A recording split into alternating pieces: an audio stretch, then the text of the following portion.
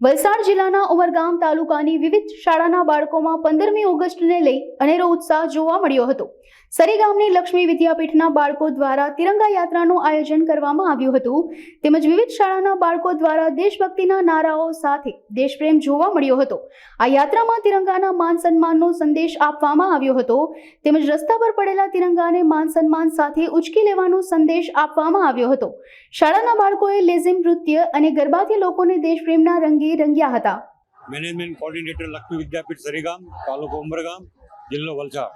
આજે અમે લક્ષ્મી વિદ્યાપીઠની કોલેજની અને સ્કૂલની ત્રિરંગા યાત્રા રેલી ઉમરગામમાં કાઢી છે।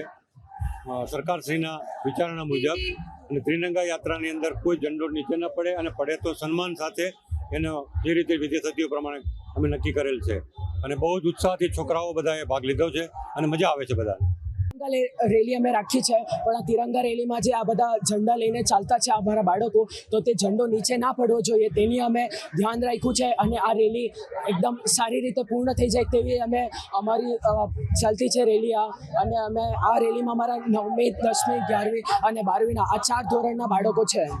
વિદ્યાપીઠના બાળક છે ને અમે અહીંયા તિરંગા રેલી કાઢી છે। બહુ સારું લાગે છે, દેશના પ્રતિ પ્રેમ વધે છે, બધાને ખબર પડે છે કે દેશને પ્રેમ કરવું જોઈએ।